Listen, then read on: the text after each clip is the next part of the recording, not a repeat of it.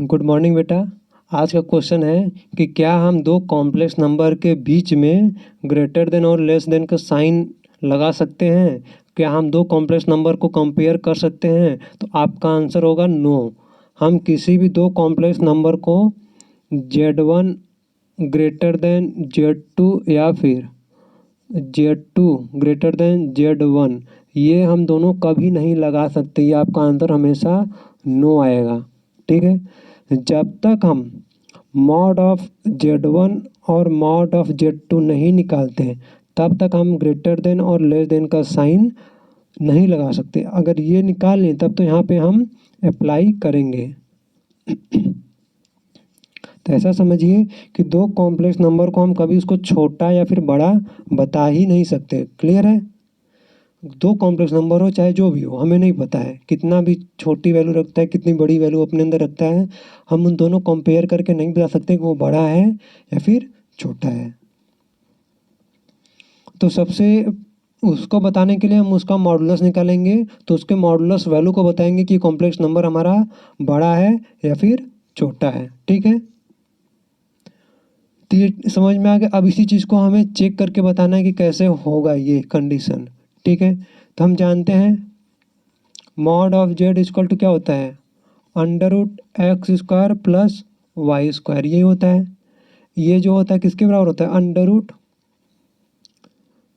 Real Z का square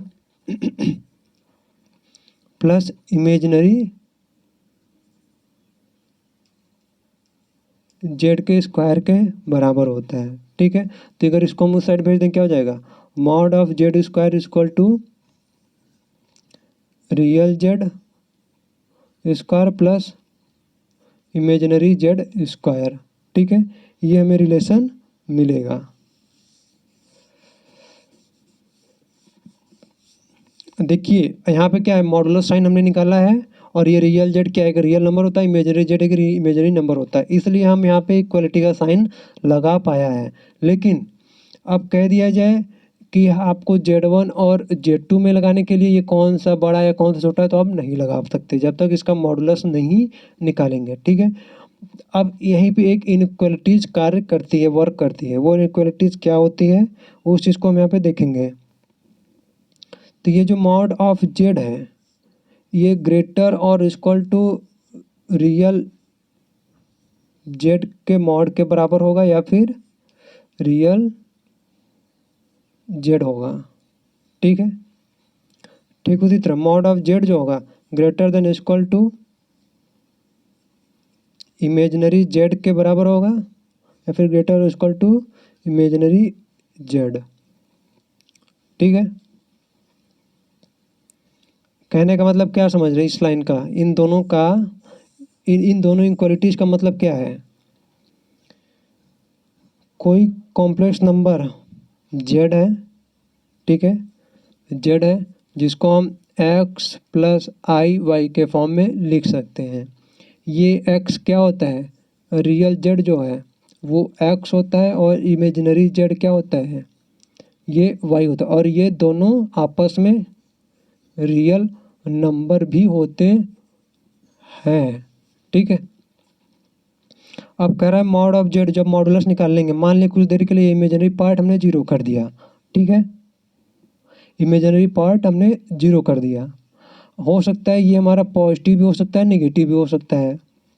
तो mod of z जो आएगा, जो मॉड ऑफ जेड आएगा ये हमेशा पॉजिटिव वैल्यू होगा, लेकिन ये पॉजिटिव भी हो सकता है, नेगेटिव भी हो सकता है।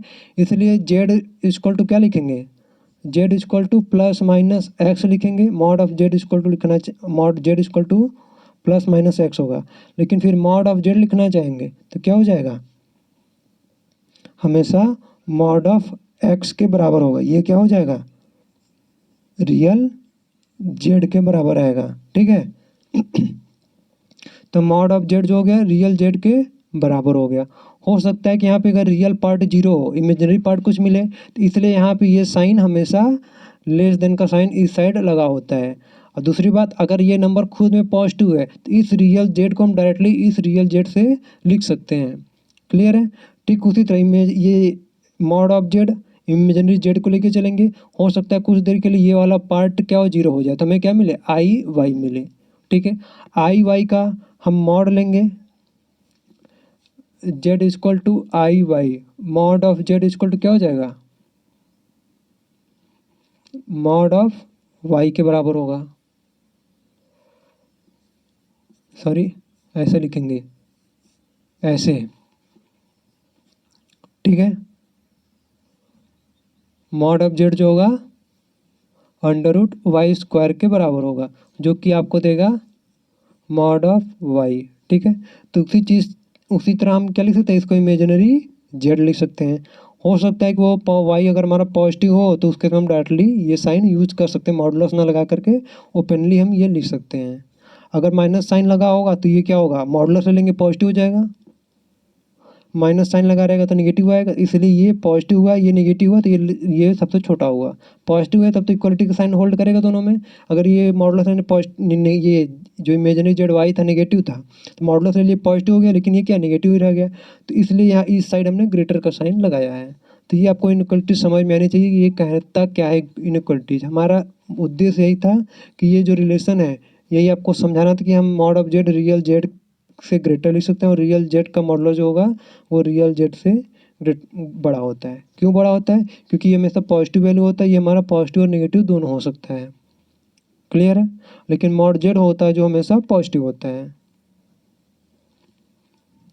तब तक के लिए धन्यवाद। अब हम नेक्स्ट लेक्चर में पढ़ेंगे कि कुछ कॉम्प्लेक्स नंबर को डिवाइड करने पर हमें रिजल्ट क्या मिलेगा।